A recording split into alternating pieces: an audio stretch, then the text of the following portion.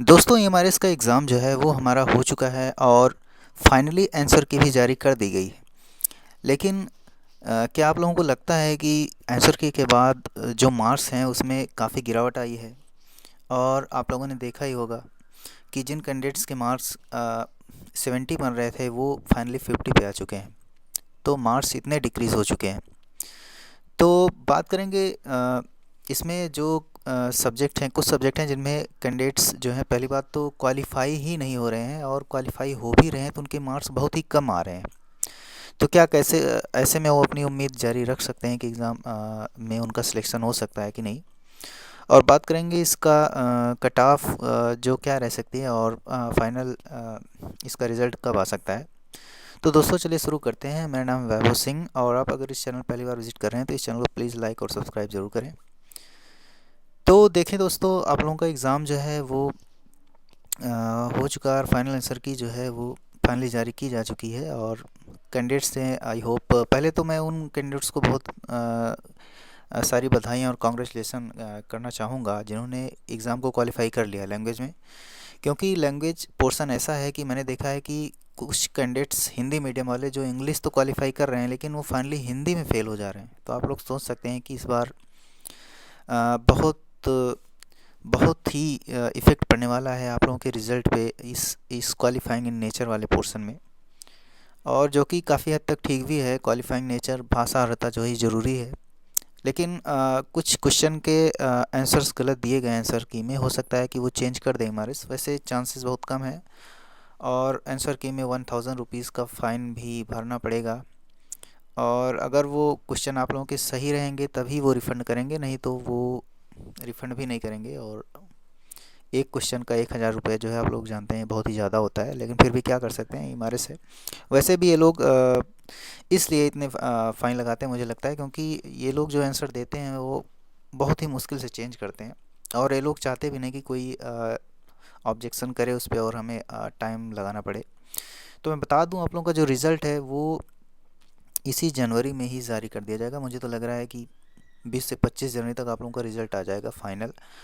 और जो ज्वाइनिंग है वो फरवरी में ये लोग ज्वाइन करा देंगे किसी भी हाल में, आप लोग समझ लें।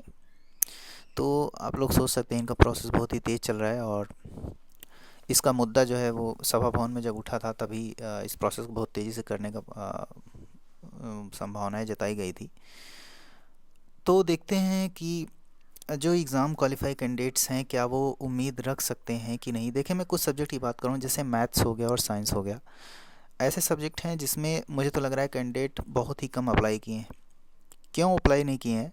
देखें, जो केवीएस का एग्ज़ाम हुआ इससे पहले, और उसमें जो है कट ऑफ बहुत ही हाई रही है, और सेम प्रोसेस है, उतनी ही फीस लगी है, और सब कुछ करने के बाद ही जब कट ऑफ इतनी हाई गई है, तो जितना पिछली बार एनवीएस में फॉर्म अप्लाई हुए थे उससे कम इस बार ईएमआरएस में अप्लाई हुए हैं, ये आप लोग जान लें। और जो कट ऑफ वाला पोर्शन है, और बात करेंगे जो अच्छे कैंडिडेट्स हैं वो भी इसमें, मुझे तो लग रहा है कि आधे कैंडिडेट्स जो हैं वो एनबीएस केवीएस और अन्य जो भर्तियां हुई हैं, बिहार शिक्षक भर्ती वगैरह में सिलेक्ट हो चुके हैं। तो इसमें मुझे तो लग रहा है कि जिन लोगों के कम मार्क्स हैं वो भी होप रख सकते हैं इस नए साल पे। अगर होप रखें तो अच्छा लग रहा है, और होप रख भी सकते हैं। दुखी होके कुछ मिलने वाला नहीं है। मुझे तो लग रहा है कि मार्क्स बहुत ही डाउन होने वाले हैं, और जो लोग क्वालिफाई कर रहे हैं उन्हें बिल्कुल उम्मीद रखनी चाहिए। लेकिन ऐसी बात नहीं है कि आप लोग अपनी तैयारी को ही ना करें, तैयारी करते रहें, क्योंकि DSSB की भी वैकेंसीज आने वाली हैं, और उसमें भी वही कट ऑफ वाला पोर्शन होता है जिसमें काफ़ी सारे कैंडिडेट्स डिस्क्वालीफाई हो जाते हैं 40% कट ऑफ पे। तो आप लोग तैयारी करते रहें, और एग्ज़ाम तो होते रहते हैं, लेकिन हमें तैयारी जो है वो बेस्ट होनी चाहिए। आप लोगों ने देखा जो हमारे इसका एग्ज़ाम हुआ है वो काफ़ी मॉडरेट टू टफ पूछा गया है। खासकर मैं मैथ्स की बात करूँगा और साइंस वगैरह की बात करूँगा। तो वैसे सभी जितने भी एग्ज़ाम हमारे से लिए हैं वो ठीक ठाक लिए हैं, उनका पैटर्न काफ़ी अच्छा रहा है। लेकिन कुछ एग्ज़ाम है जो काफ़ी अच्छे खासे लिए गए हैं। मैथ्स और साइंस की बात कर रहा हूँ। मुझे तो लग रहा है साइंस में, मैथ्स में हो सकता है कि कंपटीशन थोड़ा सा ज़्यादा हो, लेकिन साइंस में मुझे तो लग रहा है जिन कैंडिडेट्स जो भी कैंडिडेट्स क्वालिफाई कर रहे हैं उन्हें बिल्कुल होप रखनी चाहिए। भले भी उनके मार्क्स या 40 या 50 या इसके आसपास ही हैं, फिर भी उन्हें होप रखनी चाहिए, मुझे तो लग रहा है। और होप रखने की बात करें तो कुछ भी हो सकता है मैथ्स में भी हो जाए या सोशल साइंस वगैरह में भी हो जाए। तो कैंडिडेट्स बहुत ही कम क्वालिफाई हो रहे हैं, मैंने देखा है। लगभग कैंडिडेट्स डिसक्वालीफाई हो जा रहे हैं लैंग्वेज पोर्शन में, और जो क्वालिफाई भी हैं इक्के दुक्के मैं देख रहा हूँ, वो भी एलिजिबल ही नहीं है। पहली बात तो मुझे तो नहीं समझ में आ रहा है कि हमारे से अगला प्रोसेस क्या करेगा। वैसे इंटरव्यू होना चाहिए था इसमें, लेकिन इंटरव्यू की बात इन्होंने कहीं की नहीं है। अब हो सकता है कि ये लोग इंटरव्यू आगे लें या कुछ अलग प्रोसेस करें आगे, देखते हैं ये लोग कैसे रिजल्ट देंगे। अगर ये डायरेक्ट मेरिट पे रिज़ल्ट देंगे तो कट ऑफ थोड़ी सी ज़्यादा भी हो सकती है, लेकिन अगर इन्होंने इंटरव्यू भी लिया तो आप लोग जानते हैं इंटरव्यू लेंगे तो जाहिर सी बात है कम से कम 1.5 गुना कैंडिडेट ये लोग बुलाएंगे, तो उसमें कट ऑफ और भी डाउन जाने की उम्मीद रह सकती है। ठीक है, अभी इन लोगों ने वैसे इंटरव्यू की बात इन्होंने कहीं भी नोटिफिकेशन में की नहीं है, लेकिन कुछ क्लियर नहीं हो रहा है क्योंकि एनबीएस का जो पैटर्न है उसमें तो इंटरव्यू होता है, तो हो सकता है इसमें भी हो। लेकिन देखते हैं इनका प्रोसेस आगे क्या रहता है। वैसे ये लोग फरवरी में, आप लोग जान लें कि फ़ाइनल ज्वाइनिंग इन लोगों को दे देनी है।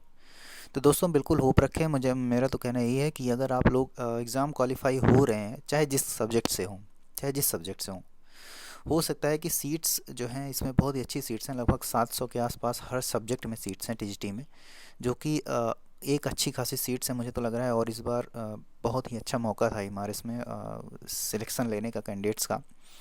भले ही कैंडिडेट्स जो है वो चूज़ नहीं कर पाए और वो समझ नहीं पाए और इस वजह से बाहर हो गए हैं, लेकिन मौका बहुत ही अच्छा था इमारत में जॉब लेने का इस बार। और जाहिर सी बात है जिन कैंडिडेट्स के मार्क्स 60 या 70 के बीच बन रहे हैं वो लोग तो बिल्कुल भी मुझे तो लग रहा है सेलेक्ट हो जाने हैं। तो दोस्तों देखते हैं, वैसे भी कुछ पहले से कहना ठीक नहीं है, लेकिन अनुमान फिर भी जो होता है वो दिख ही जाता है, तो उसके बारे में सब क्लियर हो ही जाता है। तो दोस्तों देखते हैं क्या होता है आगे। फिर फ़िलहाल तो आप लोगों का जो रिज़ल्ट है वो फरवरी में लोग पूरी तरीके से लोग ज्वाइनिंग करा देंगे, और देखते हैं। तो दोस्तों ये बात थी। चलिए मिलते हैं नेक्स्ट वीडियो में, तब तक के लिए धन्यवाद।